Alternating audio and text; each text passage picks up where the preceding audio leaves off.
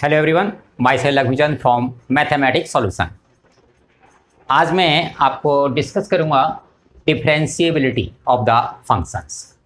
तो आप सबसे पहले आपका जो डिफरेंशिएबिलिटी, तो हमने इसका मीनिंग समझना है। मैंने देखो इसके लिए एग्जांपल के लिए ये कोई भी आपका फंक्शन लिया है एफ एक्स, ये मैंने एफ एक्स फंक्शन है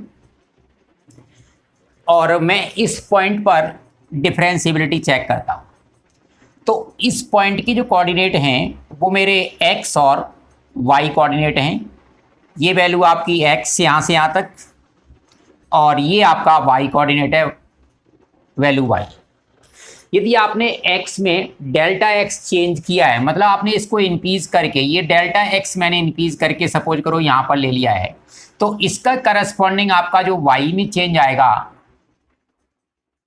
ये आपका डेल्टा y, यहाँ से लेके आपका ये पार्ट जो होगा वो डेल्टा y होगा।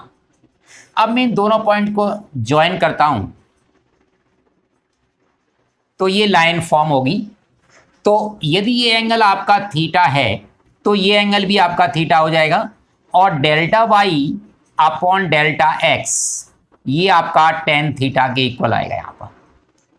अब टेन थीटा, अब हम इसको इस लाइन में, इसको यदि मैं कोऑर्डिनेट से कोरिलेट करता हूँ तो आपका जो टेन थीटा होता है वो स्लोप ऑफ लाइन, और मैंने यदि इस डेल्टा एक्स को लिमिटिंग किया कि डेल्टा एक्स टेंड्स टू 0, मैंने इसको लिमिटिंग कर दिया यहाँ पर, it means then that will be equal to d y d x. तो आपका जो डी वाई डी एक्स है वो आपका टेन थीटा के इक्वल आएगा। तो जो डी वाई डी एक्स होता है means change in y with respect to x, तो पर यूनिट चेंज जो आता है उसको हम डी वाई डी एक्स बोलते हैं। और ये डी वाई डी एक्स जो है, अब डेल्टा x जब 0 को अप्रोच करेगा तो ये जो पॉइंट है डेल्टा x, जो मैंने इतना यहाँ लार्ज वैल्यू दिखाई हुई है, इतनी लार्ज नहीं होगी, दैट टेंड्स टू 0, ये मतलब आपका इसकी बिल्कुल नियर अबाउट होगा।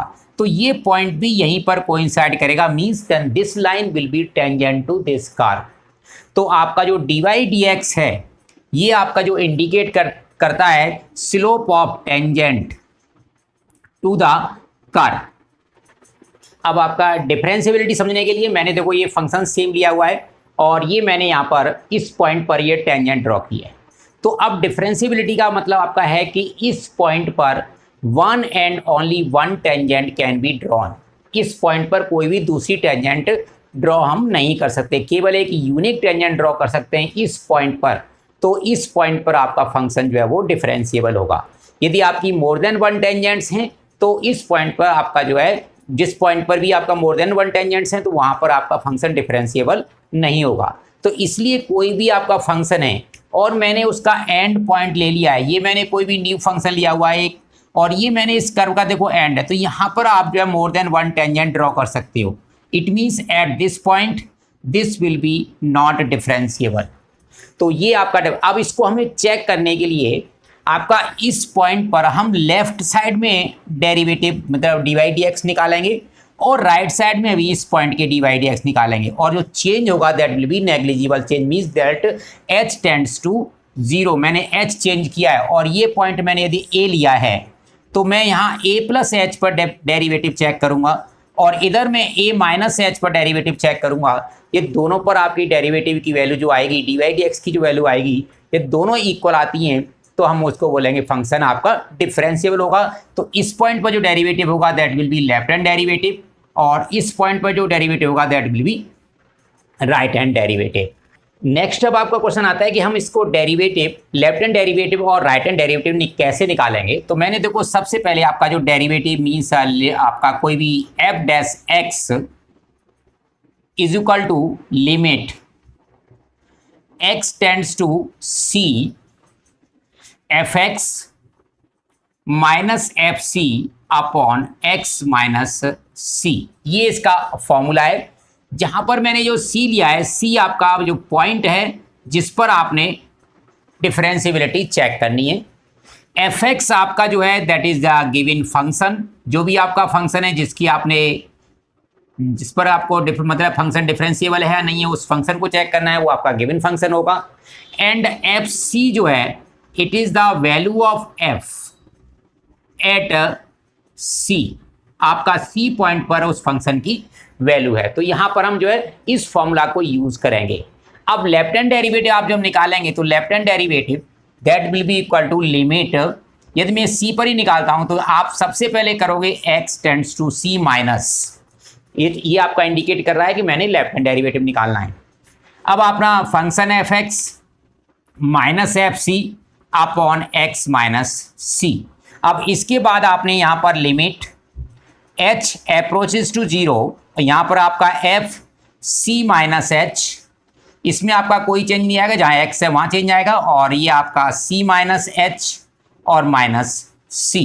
तो ये आपका वैल्यू निकालोगे और आपके यहाँ पर सिंप्लीफाई करेंगे, then put h is equal to 0, आपका डेरिवेटिव मिल जाएगा। सेम जब आपका राइट हैंड डेरिवेटिव आप निकालेंगे यहाँ पर, तो राइट हैंड डेरिवेटिव में आपका सेम होगा, यहाँ पर c प्लस एच और ये आपका c प्लस एच हो जाएगा।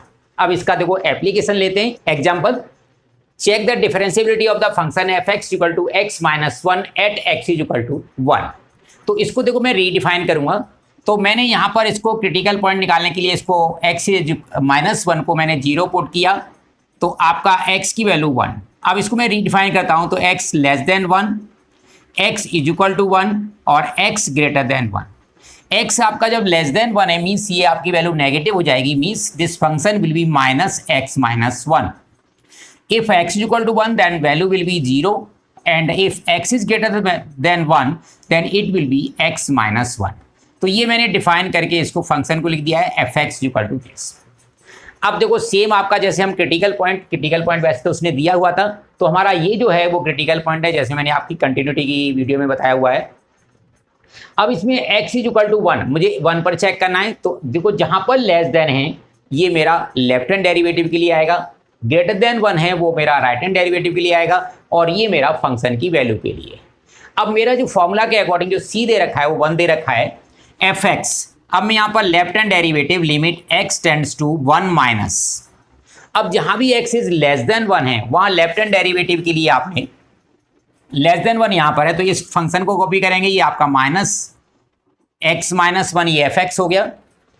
f1 एफ सी मीन्स मैं पहले वैल्यू यहाँ पर वैल्यू लिख रहा हूँ फॉर्मूला में f1 और x माइनस 1। अब मैं यहाँ वैल्यू डालूंगा f1 की वैल्यू जो है at x is equal to 1, जो फंक्शन की वैल्यू है वो आपकी 0। अब यहाँ पर आप चेंज कर देंगे लिमिट h टेंड्स टू 0। अब जहाँ भी आपका x आएगा वहाँ 1 minus H minus 1 minus f1 आपका 0, और ये 1 माइनस h और माइनस 1। अब इसको सिंप्लीफाई करते हैं, 1 से आपका ये कैंसिल आउट 1 होगा, ये आपका 1 कैंसिल आउट होगा, ये माइनस माइनस प्लस h और ये 0, तो that means limit h tends to 0 minus ये आपका h अपॉन माइनस h, ये कैंसिल आउट होगा, दैट विल बी माइनस 1। ये आपका लेफ्ट हैंड डेरिवेटिव।